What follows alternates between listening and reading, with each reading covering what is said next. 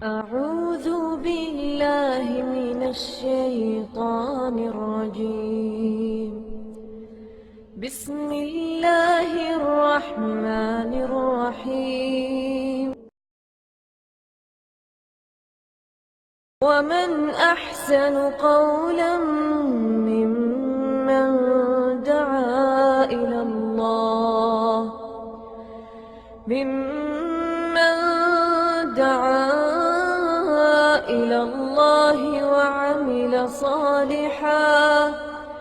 وعمل صالحا وقال إنني من المسلمين.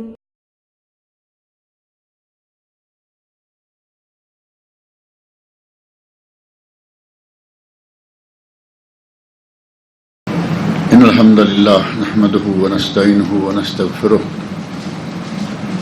ونعوذ بالله من شرور أنفسنا ومن سيئات أعمالنا من يهده الله فلا مضل له ومن يضلل فلا هادي له وأشهد أن لا إله إلا الله وحده لا شريك له وأشهد أن محمدا عبده ورسوله.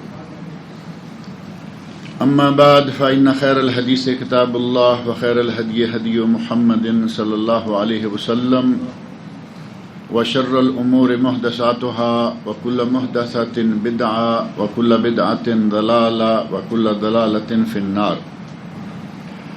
رب اشرح لي صدري ويسر لي أمري واحلل عقدة من لساني يفقهوا قولي. رب أعوذ بك من همزات الشياطين وأعوذ بك رب أن يحضرون.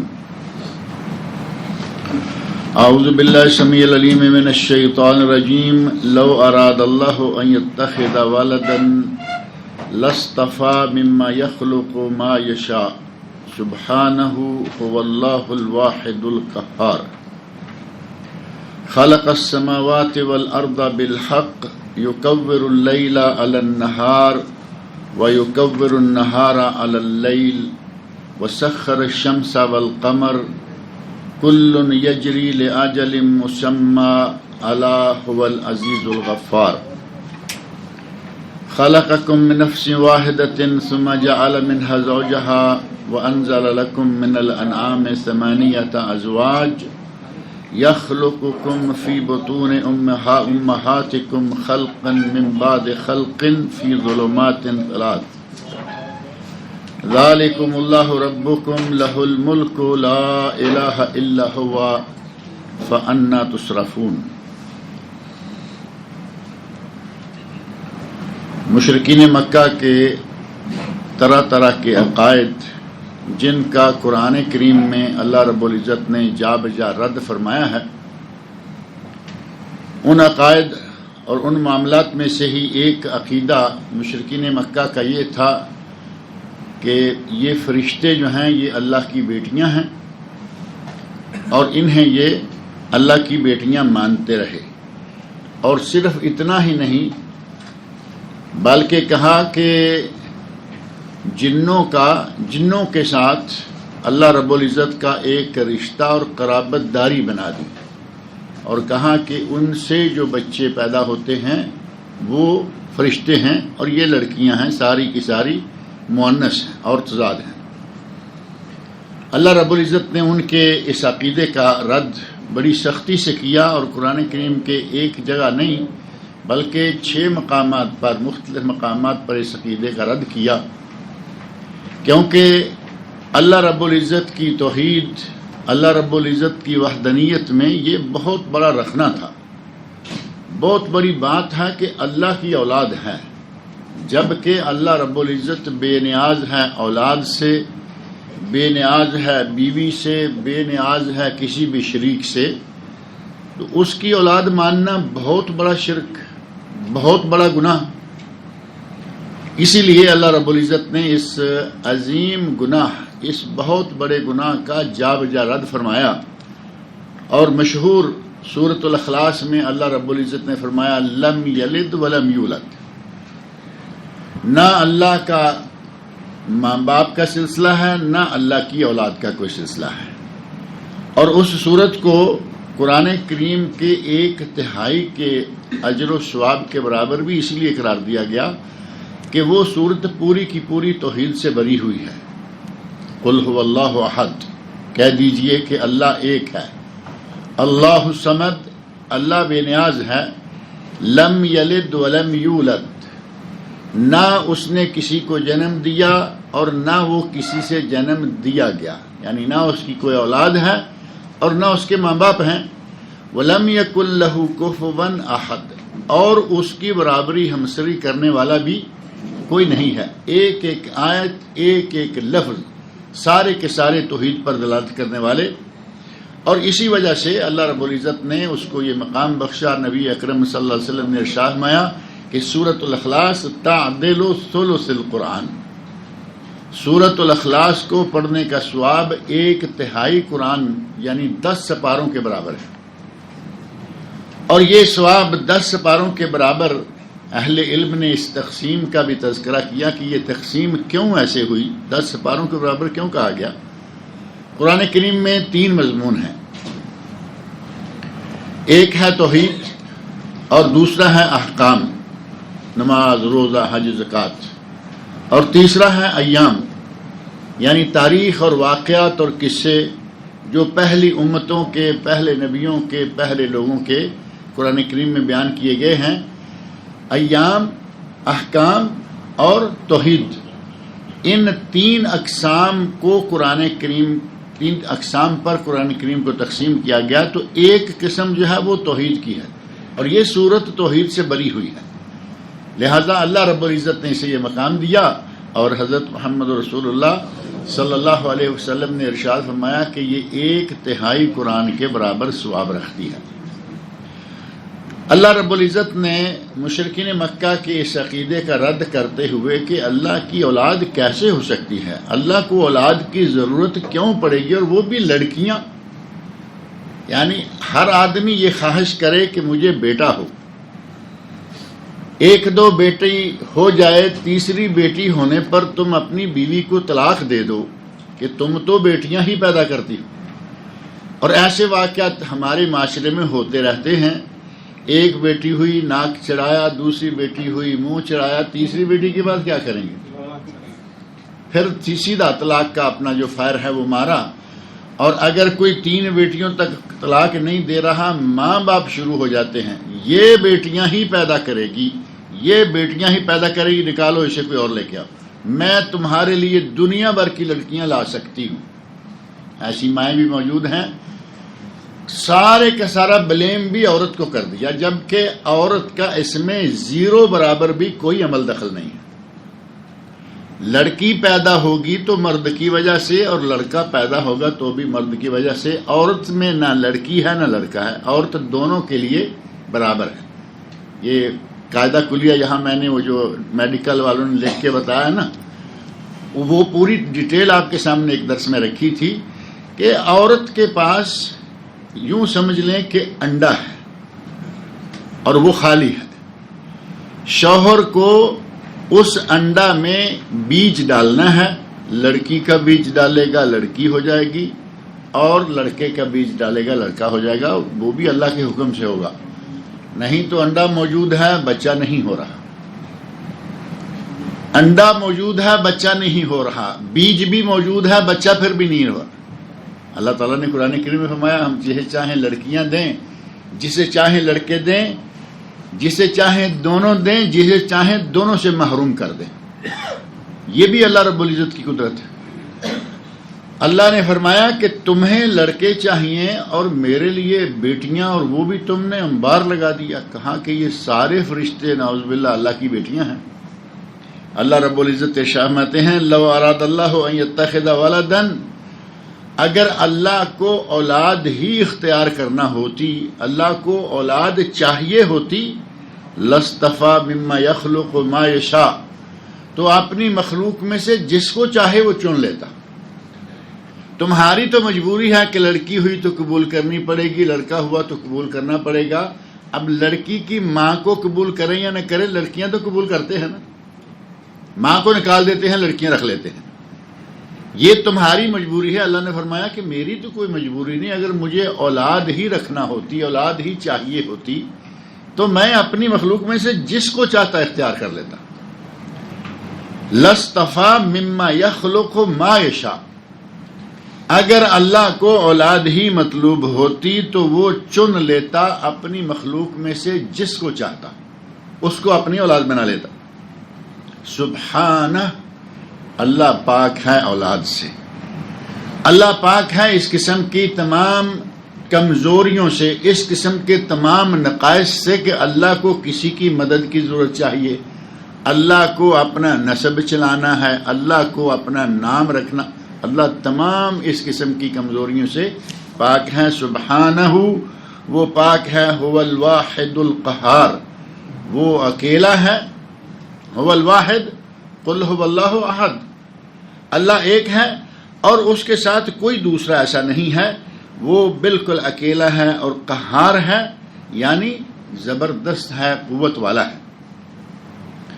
اس قضیہ کو قرآن کریم میں اللہ رب العزت نے اس سورۃ الزمر کے علاوہ قرآن کریم کے دیگر کئی مقامات، بلکہ 5 دیگر مقامات پر بھی بیان فرمایا ہے، جن میں سے ایک مقام ہے سورۃ النحل۔ نحل شہد کی مکھی اور نخل کھجور، صرف ایک نقطے کا فرق ہے، پورا وہی لفظ ہے، نقطہ نکال دیں تو شہد اور نقطہ ڈال دیں تو کھجور۔ میٹھا شہد ہوتا ہے یا کھجور زیادہ میٹھی ہوتی ہے؟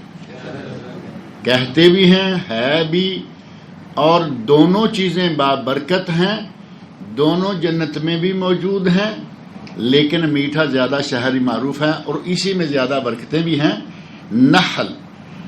اور اس سورت کا نام ہی نحل ہے، شہد کی مکھی کے نام سے۔ اللہ رب العزت نے اس سورت میں ارشاد فرمایا، آیت نمبر 57، وَيَجْعَلُونَ لِلَّهِ الْبَنَاتِ سُبْحَانَهُ، یہ اللہ کی بیٹیاں بناتے ہیں، اللہ کے لیے بیٹیاں مانتے ہیں، اللہ کی بیٹیاں قرار دیتے ہیں۔ سبحانہ، وہ اس سے بالکل پاک ہے، اس کی کوئی بیٹی نہیں ہے۔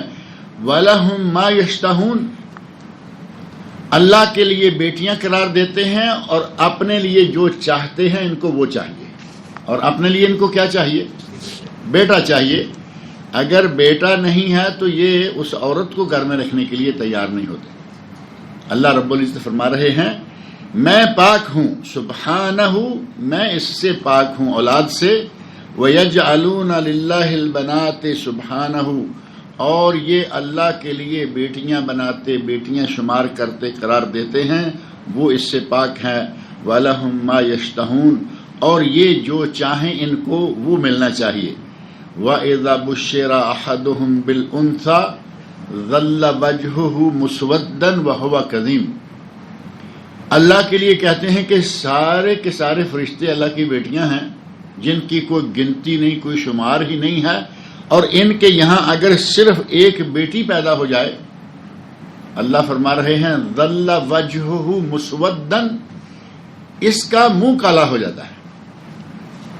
وَإِذَا بُشِّرَ أَحَدُهُمْ بِالْأُنثَىٰ، اگر کسی کو یہ خبر دی جائے کہ تمہارے یہاں لڑکی ہوئی ہے تو اس کا منہ کالا ہو جاتا ہے، غم سے، پریشانی سے، چہرے میں سے رونق ختم ہو گئی اور منہ جو ہے وہ کالا پڑنا شروع ہو گیا۔ اللہ نے فرمایا کہ تمہارا یہ حال ہے، وَإِذَا بُشِّرَ أَحَدُهُمْ بِالْأُنثَىٰ ظَلَّ وَجْهُهُ مُسْوَدًّا وَهُوَ كَظِيمٌ، اس کا منہ کالا ہو گیا، اور ساتھ ہی فرمایا کہ وہ اپنا غصہ دل ہی دل میں دبا رہا ہے، غصے سے اس کا دل اللہ پر بھی غصہ کر رہا ہے، اپنے آپ پر بھی غصہ کر رہا ہے، بیوی پر بھی غصہ ہے، ہر چیز پہ اس کو غصہ ہی غصہ ہے، وہ اندر ہی اندر کٹ رہا ہے، گھٹ رہا ہے۔ یتوارا من القوم، وہ قوم سے چھپتا پھر رہا ہے۔ لڑکا ہو تو لڈو کا ڈبہ ہاتھ میں اور گلی گلی بھاگا پھر رہا ہے کہ میں تو لڈو دینے آیا ہوں، کیا ہوا ہے؟ بیٹا ہوا ہے، چھپ رہا ہے، بلکہ کھل کھلا کے جن کو کبھی ملنے نہیں گیا وہاں بھی ڈبہ لے کے پہنچ جاتا ہے، کیونکہ خوشی بہت ہے، اللہ نے بیٹا دیا ہے۔ فرمایا جب بیٹی ہوتی ہے تو قوم سے چھپتا پھرتا ہے۔ یتوارا من القوم من سوء ما بشر بہ، جو اس کو بشارت دی گئی ہے کہ تمہارے یہاں بیٹی ہوئی ہے، اس کو یہ اتنا برا سمجھ رہا ہے کہ اس کی وجہ سے قوم سے یہ چھپتا پھر رہا ہے. یتوارا من القوم من سوء ما بشر به ایمسکہ علی ہون ام یدسہ فی التراب. اب یہ سوچتا ہے کہ میں اس لڑکی کو زندہ رہنے دوں، لوگوں کے سامنے ذلت اور خواری برداشت کروں، ام یدسہ فی التراب، یا پھر میں اسے مٹی میں گاڑ دوں، زندہ ہی مٹی میں اس کو دفن کر دوں، مار دوں اس کو. اور کچھ لوگ پائے گئے، انہوں نے لڑکیوں کو زندہ دفن کیا، اور اس زمانے میں یہ عام سی بات تھی کہ لڑکی پیدا ہوئی اٹھائی، بلکہ یہاں تک ہے کہ عورت کو جب بچہ ہونے لگتا اس وقت یہ اسکیننگ سسٹم تو تھا نہیں کہ دیکھ لیں بچی ہے یا بچہ ہے. آج کل تو یہ نواں سلسلہ شروع ہو گیا نا، اسکین کیا اور کیمرے میں دیکھ لیا کہ لڑکی ہے اور وقت سے پہلے ہی فارغ کر دیا. اب تو یہ معاملہ اتنا ایڈوانس ہو گیا ہے کہ وہ عورت کو 9 مہینے تکلیف ہونے نہیں دیتے، کہاں کہ بچی ہے بس اس کو ابارشن کر. اس وقت یہ نہیں تھا. بعض صورتیں ایسی تھیں کہ عورت کو گڑھا کھود کر اس کے اوپر بٹھاتے کہ اگر لڑکی ہوئی تو اسی گڑھے میں پھینک دیں گے. اس حد تک لوگ سنگ دل تھے، اس حد تک اس معاملے میں سخت تھے. اگر لڑکی ہے تو اسی گڑھے میں ڈالیں گے، لڑکا ہے تو اٹھا کے لے آئیں گے. کچھ ہیں انہوں نے اپنی بیٹی کو پیدا ہونے کے بعد چند دن کے بعد دفن کیا. نبی اکرم صلی اللہ علیہ وسلم کے سامنے آ کے اپنے واقعات بیان کرتے ہیں، روتے ہیں، نبی پاک صلی اللہ علیہ وسلم کو رلاتے ہیں کہ ہم نے ایسا کیا اپنے ہاتھوں سے. یہ سوچتا ہے کہ میں اس لڑکی کو قبول کر لوں، ایمسکہ علی ہون، اس لڑکی کو میں قبول کر لوں اس ذلت کے ہوتے ہوئے، ام یدسہ فی التراب، یا میں اسے مٹی میں چھپا دوں. الا ساء ما یحکمون، خبردار یہ کتنا ہی برا فیصلہ کر رہے. اللہ نے فرمایا کہ اولاد دی، نعمت عطا کی، اور تم نے اس نعمت کو اتنا ناپسند کیا. یہ رد عمل کہ تم نے اس کو زندہ زمین میں گاڑنا شروع کر دی. اللہ نے فرمایا کہ خبردار یہ کتنا ہی برا فیصلہ ہے. اور یہی ایک جگہ پر نہیں بلکہ تھوڑا آگے چل کر ہی سورہ بنی اسرائیل میں اللہ رب العزت نے ارشاد فرمایا، افاصفاکم ربکم بالبنین واتخذ من الملائکۃ اناسا، کیا اللہ نے تمہیں اس معاملے میں چھانٹ لیا کہ بیٹے تمہیں دے گا اور جتنی بیٹیاں ہیں وہ اپنے لیے رکھے گا؟ تم جو کہتے ہو کہ فرشتے اللہ کی بیٹیاں ہیں اور تمہیں بیٹے چاہیے، فرمایا افاصفاکم ربکم، کیا تمہیں چن لیا ہے، چھانٹ لیا ہے تمہارے رب نے بالبنین، لڑکے دینے کے لیے، واتخذ من الملائکۃ اناسا، اور خود اس نے اپنے لیے لڑکیاں رکھ لی ہیں. انکم لتقولون قولا عظیما، تم بہت ہی بڑی بات کر رہے ہو، بہت بڑی بات کر رہے ہو، یعنی بہت ہی غلط اور بہت ہی بری ہے. بڑی بات کا معنی یہ نہیں ہے کہ تم نے بڑا کوئی تیر مارا ہے، تم بہت بڑی بات کر رہے ہو. ہمارے یہاں بھی یہ لفظ عام استعمال ہوتا ہے نا کہ اتنی بڑی بات، بلکہ کبھی تو کہیں گے کہ چھوٹا منہ اور بڑی بات. اللہ نے فرمایا کہ تم یہ بہت بڑی بات کرتے ہو کہ اللہ کے لیے بیٹیاں اور تمہارے لیے بیٹے. ایسا نہیں ہے، اللہ بیٹوں سے بے نیاز ہیں، اولاد سے اللہ رب العزت پاک ہیں، اس کی کوئی اولاد نہیں. اور سورۃ الصافات میں آیت نمبر 149 میں فرمایا فاستفتہم، ان سے پوچھ لیجئے، ان سے دریافت کر لیجئے.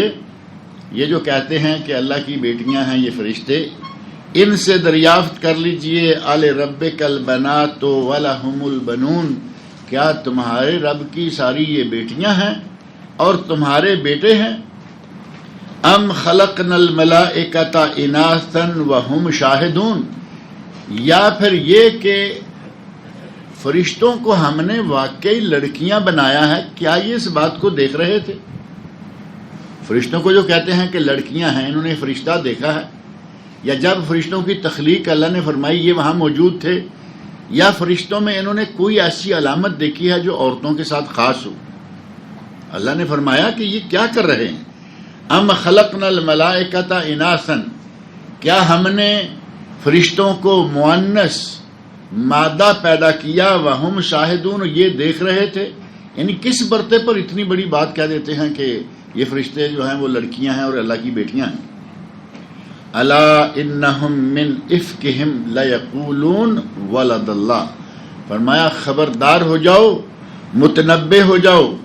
انہم من افکہم لیقولون، یہ ان کی افتراء پردازی ہے، یہ ان کا بہت بڑا جھوٹ ہے جو یہ کہتے ہیں ولد اللہ، کہ اللہ کی اولاد ہے. اللہ کی کوئی اولاد نہیں، نہ بیٹے نہ بیٹیاں، یہ ان کا بہت بڑا جھوٹ ہے. وَإِنَّهُمْ لَكَاذِبُونَ، اور یہ یقیناً جھوٹے ہیں. انہم لام تاکید کا، لَكَاذِبُونَ، یہ یقیناً جھوٹے ہیں. اصطفى البنات علی البنین، اللہ نے بیٹے چھوڑ کر بیٹیاں چن لیں ان کے کہنے کے مطابق. ما لکم کیف تحکمون، تمہیں کیا ہو گیا ہے، کس طرح کے فیصلے کر رہے ہو. یعنی ایک چیز کو تم ناپسند کرتے ہو اور ساری اللہ کے کھاتے میں ڈال دیتے ہو. افلا تذکرون، کیا تم ذرا بھی ہوش سے کام نہیں لیتے، کیا تمہارے پاس سمجھ کوئی نہیں رہی. افلا تذکرون، کیا تم سمجھ سے کام نہیں لیتے ہو. اور ساتھ فرمایا ام لکم سلطان مبین، یا پھر تمہارے پاس کوئی واضح دلیل موجود ہے، کچھ لکھا پڑھا موجود ہے کہ یہ فرشتے عورتیں ہیں، لڑکیاں ہیں اور یہ سارے اللہ کی بیٹیاں ہیں. فاتو بکتابکم ان کنتم صادقین، اگر تم سچے ہو تو وہ اپنی کتاب لے آؤ، وہ لکھا ہوا دستاویز لے آؤ جس دستاویز میں یہ لکھا ہوا ہے کہ فرشتے جو ہیں وہ لڑکیاں ہیں. وَجَعَلُوا بَيْنَهُ وَبَيْنَ الْجِنَّةِ نَسَبًا، انہوں نے تو اللہ اور جنوں کے درمیان بھی قرابت داری بنا دی ہے. کہتے ہیں کہ جنوں کی اور اللہ کی قرابت داری رشتہ داری ہے، اور ان کی قرابت داری سے جو بچے پیدا ہوتے ہیں یہ فرشتے ہیں. نعوذ باللہ من ذالک. وَلَقَدْ عَلِمَتِ الْجِنَّةُ إِنَّهُمْ لَمُحْضَرُونَ، اور جنوں کو یہ معلوم ہو چکا ہے کہ وہ یقیناً اکٹھے کیے جائیں گے. جنوں کو یہ معلوم ہو چکا کہ یہ اکٹھے کیے جائیں گے. کہاں؟ عذاب کے سامنے. ایسی بات کہنے والوں کو اللہ عذاب کے سامنے اکٹھا کر دے گا. سبحان اللہ عما یصفون، یہ جس بات کی تہمت اللہ پر لگا رہے ہیں اللہ اس سے بری ہے، پاک ہے. الا عباد اللہ المخلصین، سوائے ان لوگوں کے جو کہ اللہ کے مخلص بندے ہیں. اللہ کے مخلص بندے اس قسم کی تہمت اللہ پر نہیں لگاتے کہ اللہ کی بیٹیاں ہیں، وہ فرشتے جو ہیں وہ سارے مؤنث ہیں. اور نہ اگر دوسرا معنی یہاں یہ لیا جاتا ہے کہ جو اللہ کے بندے ہیں ان کو عذاب پر پیش نہیں کیا جائے گا. اللہ کے جو مخلص بندے ہیں ان کو عذاب پر پیش نہیں کیا جائے گا، بلکہ وہ اللہ رب العزت کے فضل سے عذاب سے بچے رہیں گے. اور سورۃ الزخرف میں بھی جا کے اللہ رب العزت نے ارشاد فرمایا آیت نمبر 9 وَلَئِن سَأَلْتَهُم مَّنْ خَلَقَ السَّمَاوَاتِ وَالْأَرْضِ لَيَقُولُونَ اللَّهُ.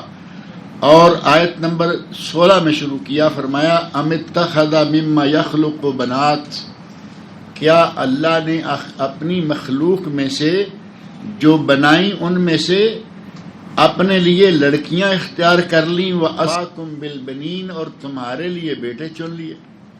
یعنی بات کو تمہارے لیے بیٹے چن لیے، یعنی بات کو مختلف انداز سے اللہ رب العزت نے اس غلط عقیدے کے رد جا بجا فرمایا کہ تم نے یہ کہا کہ اللہ نے اپنے لیے بیٹیاں رکھ لیں اور تمہارے لیے بیٹے رکھ لیے. اور یہاں پھر اسی بات کو دوسرے انداز سے دہرایا وَإِذَا بُشِّرَ أَحَدُهُم بِمَا ضَرَبَ لِلرَّحْمَنِ مَثَلًا ظَلَّ وَجْهُهُ مُسْوَدًّا وَهُوَ كَظِيمٌ، جس کی مثال یہ اللہ کے لیے دیتے ہیں کہ یہ بیٹیاں اللہ کی ہیں، فرشتے اللہ کی بیٹیاں ہیں. انہیں کہا جائے کہ تمہارے یہاں بیٹی ہوئی ہے تو ان کا منہ کالا ہو جاتا. یہاں اللہ رب العزت نے اور خاص انداز سے فرمایا کہ جس کی مثال یہ اللہ کے لیے دیتے ہیں کہ یہ اللہ کی بیٹیاں ہیں، اگر ان کے یہاں بیٹی پیدا ہو جائے، انہیں خبر ملے تو ان کا منہ کالا ہو جاتا ہے. أَوَمَن يُنَشَّأُ فِي الْحِلْيَةِ وَهُوَ فِي الْخِصَامِ غَيْرُ مُبِينٍ، کیا وہ جو زیورات میں پلے اور جھگڑے میں اپنی بات واضح نہ کر سکے، یعنی عورت یا مؤنث یا لڑکیاں، یہ اللہ کے کھاتے میں ڈال رہے ہو؟ یہ وہی آیت ہے جس کا جو لوگ جمعہ میں تھے درس میں نے وہاں ذکر کیا تھا کہ عورتوں کے لیے زیورات، عورتوں کے لیے زیب و زینت، عورتوں کے لیے ریشم سب اللہ نے حلال کیا، زیورات بھی حلال کیے، سونا چاندی حلال کیا۔ اور یہ آیت ہے وہ سورۃ زخرف کی، اللہ نے فرمایا آوا من ینشأ فی الحلیہ، جو زیورات میں پلے بڑھے، جس کے بچپن میں پیدا ہوتے ہی انگوٹھی پہنا دی، کانوں میں ٹاپس ڈال دیے، ابھی کل بچی پیدا ہوئی ٹاپس کانوں میں آگے، ہاتھوں میں انگوٹھی آگے، زیورات شروع ہو گئے نا۔ اللہ نے فرمایا جو پلے بڑے زیورات میں، اور فی الخصام غیر مبین، اور اگر کہیں کوئی جھگڑا ہو جائے تو اپنی بات واضح نہ کر سکے۔ عورت جو ہے لڑائی جھگڑے میں اپنے معاملات کو، خاص طور پر قرآن نے بتایا نا کہ عقل، نبی اکرم صلی اللہ علیہ وسلم کی حدیث میں بڑی معروف ہے جس پہ بڑا اعتراض بھی کیا گیا، عورتیں جو ہیں وہ عقل کے اعتبار سے اور دین کے اعتبار سے ناقص۔ تو عقل کے اعتبار سے ناقص سے مراد یہ بھی نہیں ہے کہ پاگل ہیں، یعنی مردوں کی نسبت مجموعی طور پر عورتوں میں تھوڑا سا یہ مادہ کم ہے۔ اپنی بات بھی، اللہ فرما رہے کہ اپنی بات بھی واضح طور پر جھگڑا ہو جائے تو اپنی بات کھل کے کلیئر نہیں کر سکتی۔ اور یہی معاملہ جو ہے وہ فرمایا کہ اگر کبھی شہادت گواہی کی ضرورت پڑ جائے تو 2 مرد گواہ لے لو، اور اگر 2 مرد نہ ملیں تو 1 مرد اور 2 عورتیں لے لو۔ بات گھوم پھر کے وہیں آئی نا۔ اب یہ نہیں کہہ سکتے کہ 2 عورتیں 1 مرد کے برابر ہیں ہر معاملہ میں، نہیں۔ گواہی کا نصاب ایسا ہے کہ اگر 2 مرد ہیں بات ختم ہو گئی، 2 مرد نہیں ہیں، 1 مرد ملا ہے تو پھر 2 عورتیں لے لو۔ اور ساتھ ہی وہیں اللہ رب العزت نے ارشاد فرمایا کہ گواہی کا کوئی حصہ اگر عورت ایک بھول جائے گی دوسری اس کو یاد دلا دے گی، ایک دوسرے کو مکمل کر دے گی۔ یہاں عقل کے معاملے میں جو اللہ نے فرمایا اسی کا اشارہ یہاں بھی ہے۔ جو زیورات میں پلے اور زیورات میں اس کی پرورش ہو، وَهُوَ فِي الْخِصَامِ غَيْرُ مُبِينٍ، اور جھگڑے میں اپنی بات واضح کرنے کے لیے بھی اس کو اپنی بات بھی واضح نہ کر سکے، کہا کہ یہ تم اللہ کے لیے اختیار کر رہے ہو۔ وَجَعَلُوا الْمَلَائِكَةَ الَّذِينَ هُمْ عِبَادُ الرَّحْمَنِ إِنَاثًا، فرشتے جو کہ اللہ کے بندے ہیں انہیں ان لوگوں نے لڑکیاں بنا دیا، مؤنث بنا دیا۔ أَشَهِدُ خَلْقَهُمْ، کیا ان کی تخلیق کے وقت یہ موجود تھے؟ سَتُكْتَبُ شَهَادَتُهُمْ وَيُسْأَلُونَ، اگر ایسا ہے تو ان کی گواہی لکھی جائے گی اور ان سے پوچھا جائے گا کہ تم اس وقت موجود تھے جب اللہ نے فرشتے بنائے، اور تمہیں معلوم ہے، دکھایا گیا کہ یہ دیکھو ان کے ہم لڑکیاں بنا رہے ہیں۔ اللہ رب العزت نے یہاں بھی لڑکیوں کے بارے میں، خاص طور پر مشرکین مکہ کے اس عقیدہ کے بارے میں فرمایا کہ ایسا نہیں ہے، اللہ کو اولاد نہیں چاہیے۔ اور سورۃ النجم میں بھی ہم پڑھ چکے ہیں، اللہ نے فرمایا آیت نمبر 19، 20 اور 21 میں، بلکہ آگے 22 میں بھی یہی سلسلہ ہے۔ افرأیتم اللات والعزیٰ، کیا تم نے لات اور عزیٰ کو دیکھا؟ ومناۃ الثالثۃ الاخری، یہ جو ان کے بت تھے جن کی وہ پوجا کیا کرتے تھے۔ لات کہتے تھے کہ یہ الہ کی مؤنث ہے یا اللہ کی مؤنث ہے، لات جو ہے وہ اللہ کی مؤنث ہے۔ منات المنان، اللہ کے اسماء الحسنی سے ہے نا، منان سے منات ہیں، اللہ یا الہ سے لات ہے، اور عزیٰ العزیز سے ہے، عزیز یا العزیز سے عزیٰ ہے، یعنی تینوں مؤنث کر دی۔ اللہ رب العزت کے ناموں کو مؤنث رنگ میں رکھا اور یہ تینوں مؤنث بنا دے اپنے معبود۔ اور اللہ نے فرمایا الکم الذکر ولہ الانثیٰ، تمہارے لیے تو بیٹے ہوں اور اللہ کے لیے بیٹیاں۔ تلک اذن قسمۃ ضیزیٰ، یہ تو بڑی بھونڈی تقسیم ہے، یہ تو بڑی غلط تقسیم ہے کہ تمہیں بیٹے چاہیے اور اللہ کی باری آئی تو تم نے ساری بیٹیاں اس کے کھاتے میں ڈال دی۔ غرض یہ کہ جس حد تک یہ عقیدہ گندا تھا، اللہ رب العزت نے اس عقیدے کی تردید بھی اسی انداز سے بڑے زور سے فرمائی، اور قرآن کریم کے ان 6 مقامات پر فرمایا کہ یہ فرشتے اللہ کی بیٹیاں نہیں ہیں، اللہ کو اولاد نہیں چاہیے۔ لو اراد اللہ ان یتخذ ولدا، اگر اللہ کو اولاد مطلوب ہوتی، لاصطفیٰ مما یخلق ما یشاء، تو اللہ اپنی مخلوق میں سے جس کو چاہتا اختیار کر لیتا۔ سبحانہ، وہ پاک ہے اولاد سے، هو اللہ الواحد القہار، وہ تو واحد ہے اور قہار ہے، جبار ہے، قہار ہے۔ اللہ کی ایک صفت یہ بھی ہے کہ وہ قہار ہے، قوت والا ہے، زبردست ہے۔ اور ہمارے یہاں ایک دوسرا پہلو بڑا مشہور ہے کہ اللہ بڑا غفور رحیم ہے، یہ بڑا مشہور ہے۔ گناہ کریں اور فوری طور پر اللہ کے غفور رحیم ہونے کا ساتھ ہی اپنے تمغہ رکھ دیں کہ اللہ بڑا غفور رحیم ہے۔ اللہ جبار اور قہار بھی تو ہے یا نہیں؟ اور اس نے یہ فرمایا ہے ان بطش ربک لشدید، اللہ کی پکڑ بڑی سخت ہے اور کوئی آدمی اس کی پکڑ سے کہیں بھاگ نہیں سکتا۔ حتیٰ کہ اللہ رب العزت نے جنوں انسانوں کو مخاطب ہو کر فرمایا اگر تم بھاگنا چاہو تو بھاگ کے دکھاؤ۔ یا معاشر الجن والانس، اے جنوں اور انسانوں، یا معاشر الجن والانس لئن استطعتم ان تنفذوا من اقطار السماوات والارض فانفذوا لا تنفذون الا بسلطان۔ بھاگ کے دکھاؤ، کہیں بھاگ سکتے ہو، کہیں نہیں جا سکو گے، جہاں جاؤ گے اللہ کی حکومت موجود ہے، یعنی اللہ کی حکومت سے، اس کی پکڑ سے باہر نہیں جا سکتے، کہاں جاؤ گے؟ وہ یقیناً غفار ہے، غفور ہے، رحیم ہے، رحمان ہے، لیکن وہ جبار بھی ہے اور وہ قہار بھی ہے، اس کی پکڑ سے، اس کی قوت سے بھی بچنا چاہیے۔ خلق السماوات والارض بالحق، اللہ نے زمین و آسمان کو حق کے ساتھ بنایا۔ یکور اللیل علی النہار، اللہ دن کو رات پر لپیٹ دیتا ہے، اللہ دن کو رات پر لپیٹ دیتا ہے۔ ویکور النہار علی اللیل، اور دن کو رات پر، رات کو دن پر، یعنی رات ہوتی ہے تو اللہ دن چڑھا دیتا ہے، یعنی رات کو لپیٹا تو اندھیرا ختم ہو گیا، اور دن ہوتا ہے، روشنی ہوتی ہے تو اس کو رات میں لپیٹ دیتا ہے۔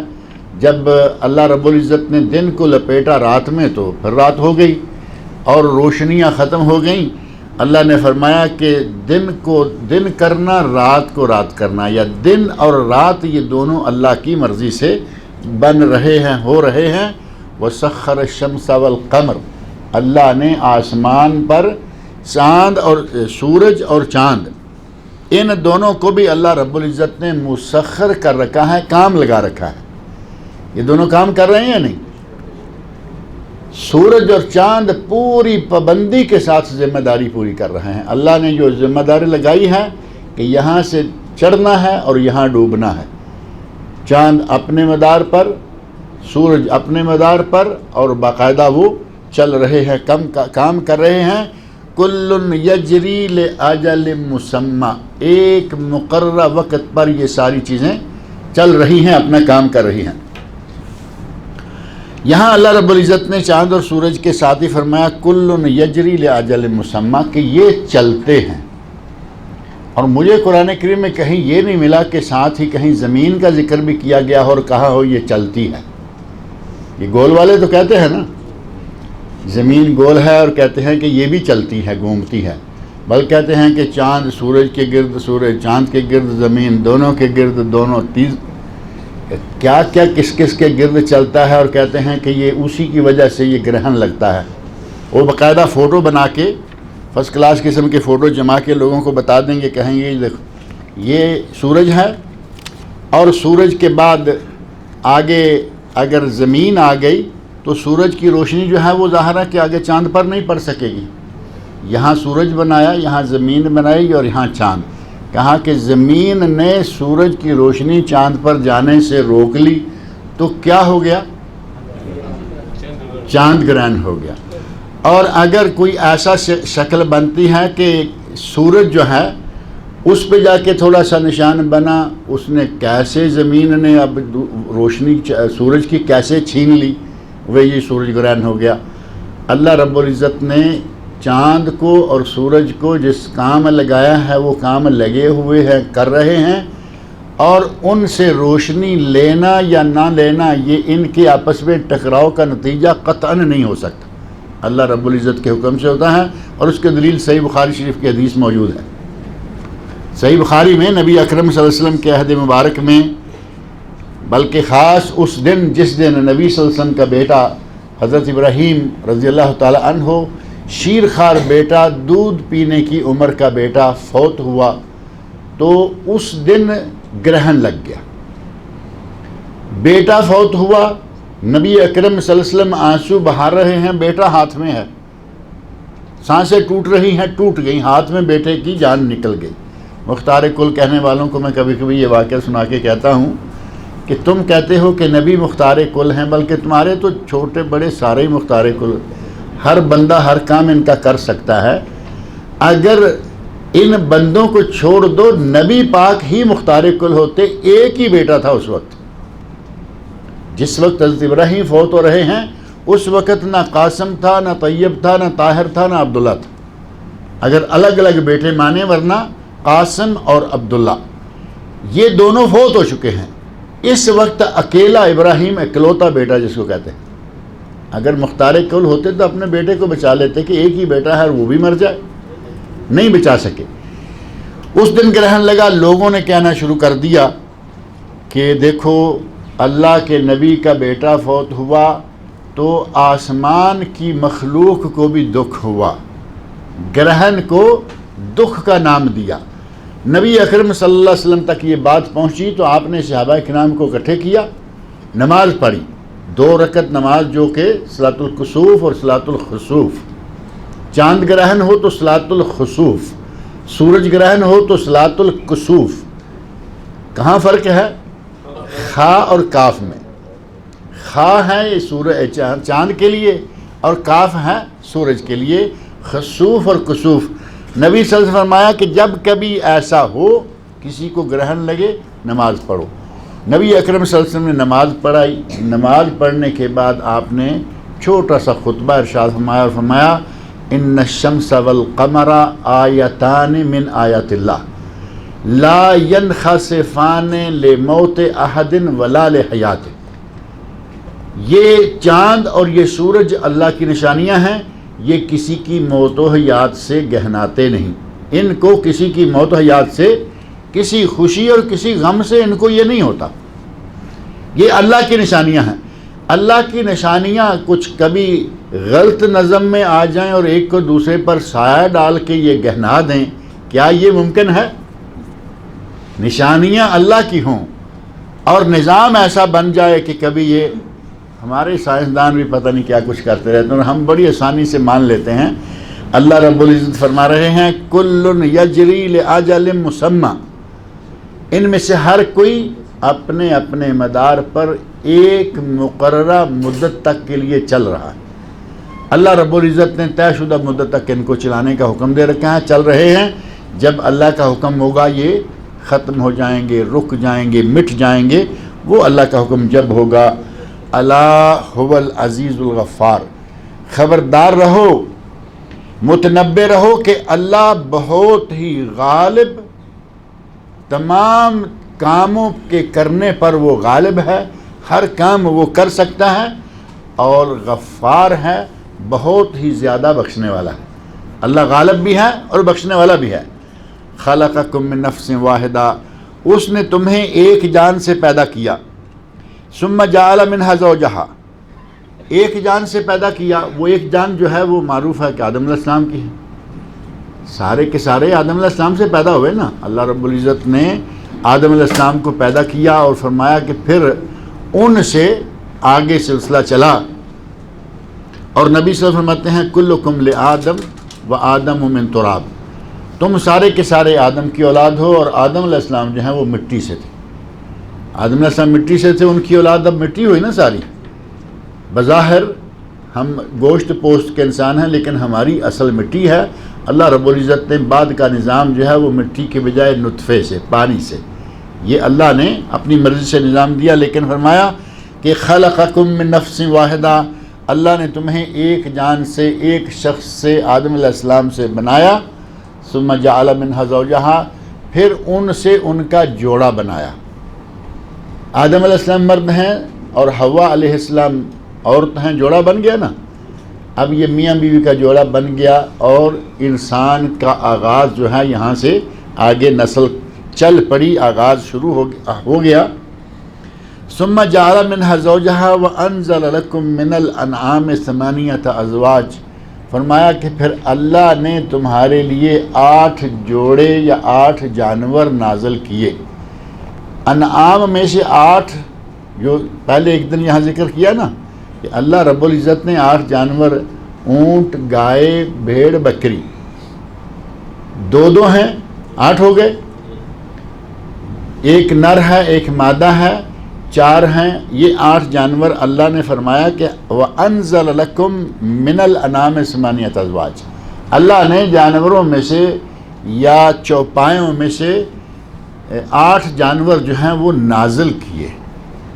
اب لفظ نزول جو ہے اگر اس کو حقیقی معنی میں لیں تو معنی یہ بنتا ہے کہ یہ اوپر سے نازل ہوئے ہیں، اور اس وقت یہ ماننا ہوگا کہ اللہ رب العزت نے ان 8 جانوروں کو جنت میں بنایا، ان کی تخلیق جنت میں ہوئی اور پھر انہیں زمین میں نازل کیا گیا. اور اس کو مان لینے میں کوئی ایسی حرج والی بات نہیں، کیونکہ اللہ رب العزت قادر ہے، جو چاہے وہ کرے. اور اگر اس کو ہم ان معنوں میں لیتے ہیں کہ یہ سارے کے سارے جانور جو ہیں یہ چارے کے بغیر نہیں بچ سکتے، اور چارہ پانی کے بغیر نہیں اگتا. اور پانی کہاں سے ہوتا ہے؟ آسمان سے نازل ہوتا ہے نا. ان معنوں میں کہا گیا کہ یہ گویا نازل ہی اوپر سے کیے گئے ہیں. فرمایا کہ اللہ رب العزت نے تمہارے لیے 8 جانور نازل کیے. یخلقکم فی بطون امہاتکم خلقا من بعد خلق فی ظلمات 3. اللہ تمہیں تمہاری ماؤں کے رحموں میں مختلف مراحل سے خلقاً بعد خلق، ایک چیز پھر دوسری چیز پھر تیسری چیز اور پھر چوتھی چیز. سب سے پہلے پانی کا ایک قطرہ، بوند منی کا ایک قطرہ، اور اس کے بعد گوشت، اس کے بعد خون کی پھٹکی، منی کا قطرہ، خون کی پھٹکی، گوشت کا لوتھڑا، اور اس کے بعد اس گوشت کے لوتھڑے میں ہڈیاں ڈال کر اللہ رب العزت نے لباس بنا دیا اور فرمایا کہ اس کے بعد تم ایک خوبصورت انسان بن کے ماں کے پیٹ سے باہر دنیا میں آتے.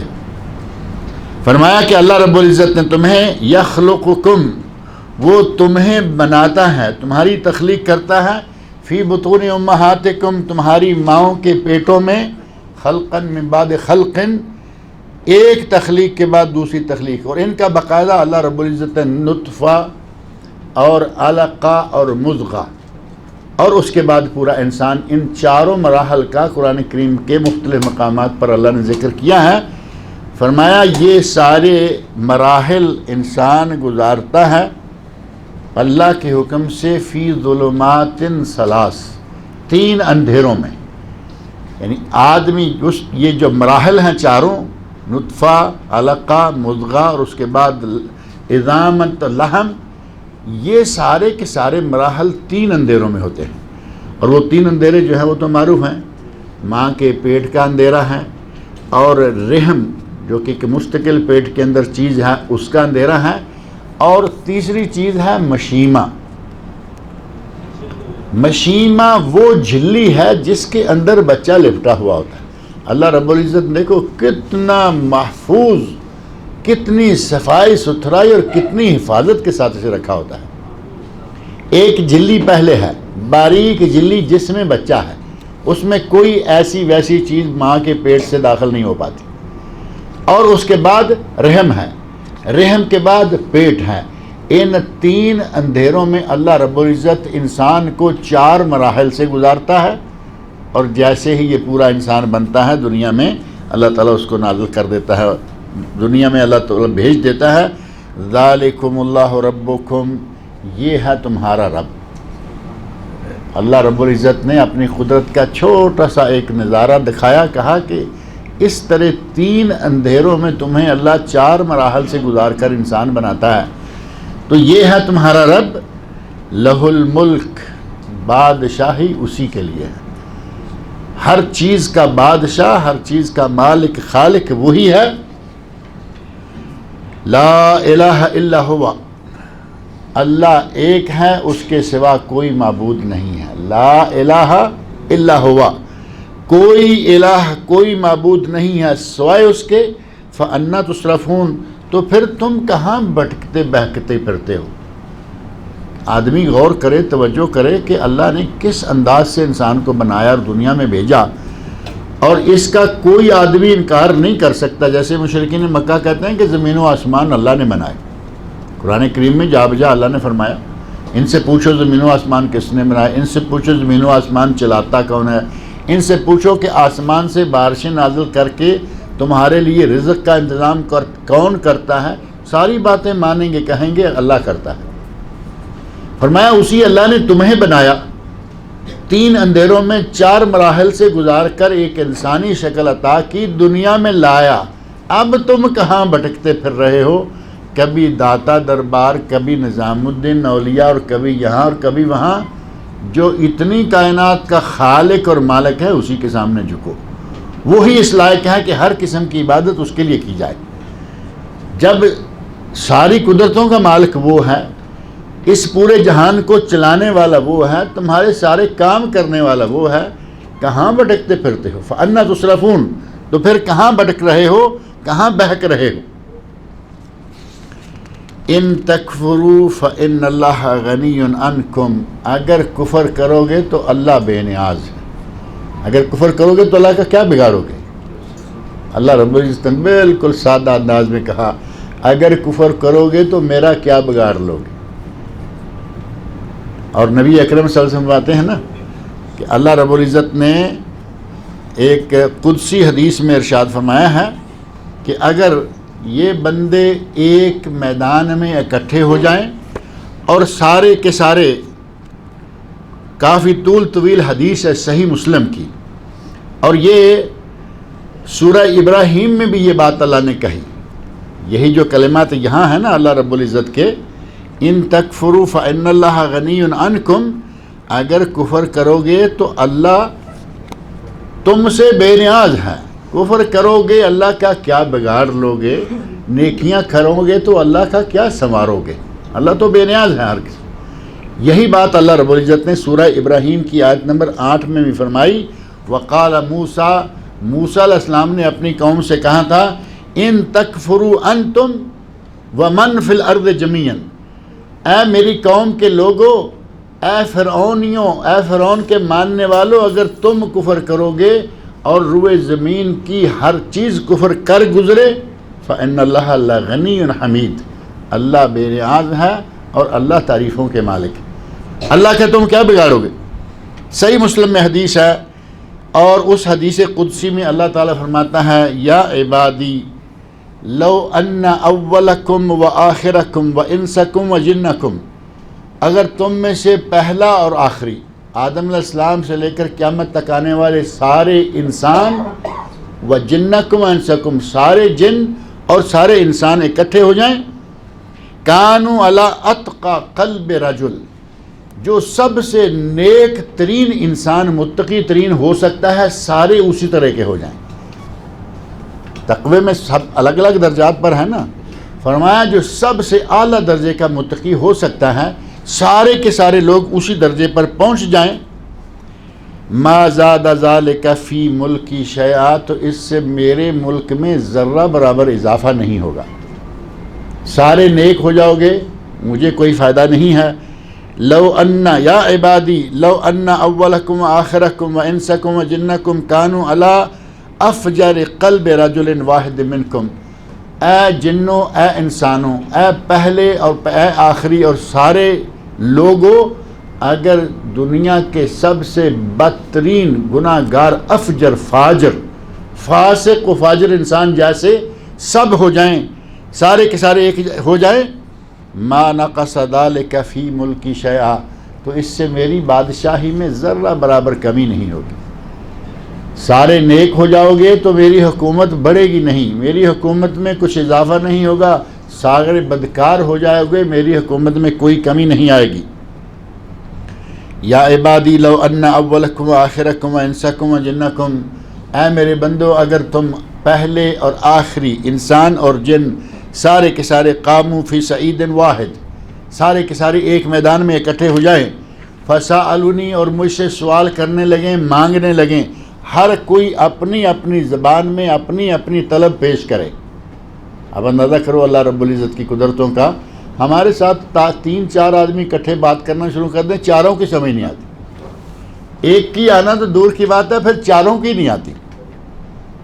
اللہ فرما رہا ہے کہ اگر سارے کے سارے، یا عبادی لو انکم اولکم و آخرکم و انسکم و جنکم، اگر جن و انس جتنے بھی ہیں شروع سے لے کر آخر تک جتنی مخلوق بنی ہے، یہ سارے کے سارے ایک میدان میں اکٹھے ہو جائیں اور مجھ سے مانگیں، فَأَتَيْتُ كُلَّ إِنسَانٍ مَسْأَلَتَهُ، اور میں ہر انسان کو اس کے سوال پر جتنا جو کچھ اس نے مانگا وہ اس کو دے بھی دوں، مَا نَقَصَ ذَلِكَ مِمَّا عِنْدِي، جو کچھ میرے پاس خزانے ہیں ان میں سے کمی نہیں ہوگی، إِلَّا كَمَا يَنْقُصُ الْمِخْيَطُ إِذَا أُدْخِلَ الْبَحْرَ، جتنی کمی اس میرے خزانوں میں اتنی کمی بھی نہیں ہوگی جتنی کمی ایک سوئی کو سمندر میں ڈال کر نکالنے سے سمندر میں ہوتی۔ کیا کمی ہوگی سمندر میں؟ سوئی آپ نے ڈبوئی اور نکال لی، سمندر ہے تا حد نظر سمندری سمندر، کوئی کمی نظر آئے گی؟ فرمایا اگر یہ سارے جنوں انس مجھ سے مانگیں، ایک میدان میں اکٹھے ہو، میں سب کی سنوں گا بھی، پوری بھی کروں گا، اور میری بادشاہی میں اتنی بھی کمی نہیں آئے گی۔ اگر تم نیک ہو جاؤ گے تو اللہ کا کیا سنوارو گے، اگر بد ہو جاؤ گے تو اللہ کا کیا بگاڑو گے؟ اللہ رب العزت کہہ رہے ہیں کہ اگر تم سارے کے سارے ایسے ہو جاؤ، ان تکفروا فإن اللہ غنی عنکم، اللہ تم سے بے نیاز ہے، ولا یرضی لعبادہ الکفر، اللہ کو اپنے بندوں سے کفر اچھا نہیں لگتا۔ اللہ کو یہ پسند نہیں ہے کہ اس کے بندے کفر کریں، کھائیں اس کا، پہنیں اس کا، رہیں اس کی نعمتوں میں شب و روز، اور پھر اس کی نعمتوں کا انکار بھی کریں۔ اللہ اپنے بندوں سے کفر اور ناشکری سے خوش نہیں ہوتا۔ وَإِن تَشْكُرُوا يَرْضَهُ لَكُمْ، اور اگر تم اللہ کا شکر کرو گے تو وہ راضی ہوگا۔ اللہ کا شکر کرو گے تو راضی ہوگا، اللہ کا کفر کرو گے تو وہ راضی نہیں ہوگا۔ کفر کرو گے کچھ بگاڑ نہیں سکو گے، شکر کرو گے اس کا کچھ سنوار نہیں سکو گے، تمہارا اپنا ہی سنورے گا۔ وَلَا تَزِرُ وَازِرَةٌ وِزْرَ أُخْرَىٰ، اور کوئی کسی کے گناہ کا بوجھ نہیں اٹھائے گا۔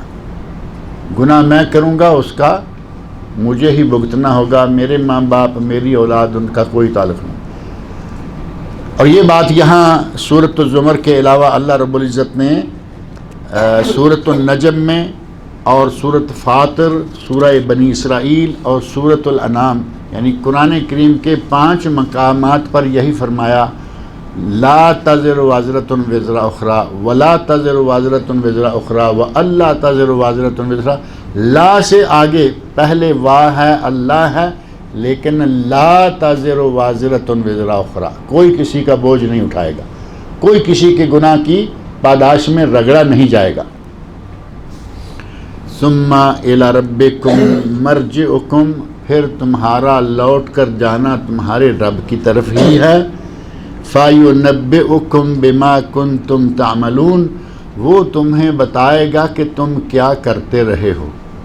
دنیا میں رہ کے آئے ہو 70 سال، 80 سال، 90 سال، وہ تمہیں بتائے گا کہ تم کیا کرتے رہے ہو، یعنی تمہارا کچا چٹا لکھا ہوا تیار وہاں موجود ہے۔ اور میں کئی مرتبہ یہاں کہہ چکا ہوں کہ اللہ رب العزت نے صرف اپنے علم تک بات نہیں رکھی، اسے معلوم ہے کہ ہم کیا کر رہے ہیں، کیا کچھ کر کے جائیں گے۔ اللہ نے اپنے علم پر اضافی طور پر، تاکہ ہم تو عادی ہیں نا مکر جانے کے، یہاں بھی مکرتے ہیں اور وہاں بھی مکریں گے، اللہ رب العزت نے ہمارا وہ کچا چٹا بھی تیار کر کے رکھا ہوا ہے۔ اگر تمہیں ہمارے علم پر اعتماد نہیں تو یہ دیکھو، یہ سارے رجسٹر تمہارے گناہوں کے اور یہ سارے رجسٹر تمہاری نیکیوں کے ہیں، دیکھ لو کوئی چیز کم ہے، نہ گناہوں میں کمی، نہ نیکیوں میں کمی، ہر چیز جو تمہاری ہے وہ موجود ہے۔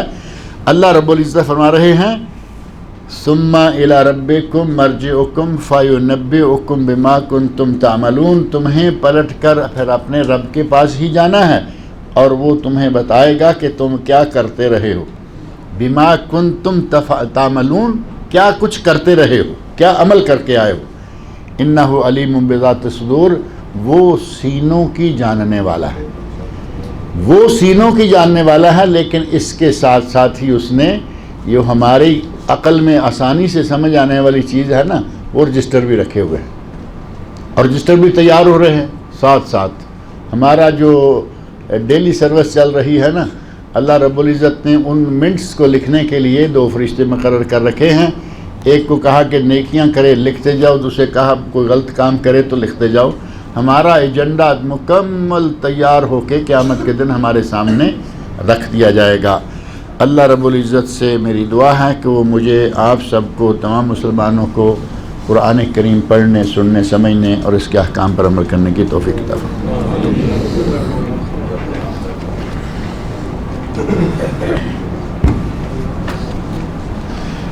پچھلی مرتبہ میں ایک کاغذ لے گیا تھا جس میں 4 سوال تھے۔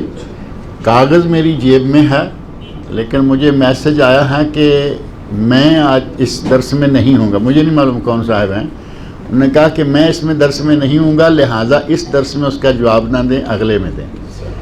لہٰذا ان کے کہنے پہ وہ کاغذ میں جیب میں رکھا ہوا ہے اور کوئی نیا سوال آج آیا نہیں۔ اللہ تعالیٰ نیک عمل کی توفیق عطا فرمائے۔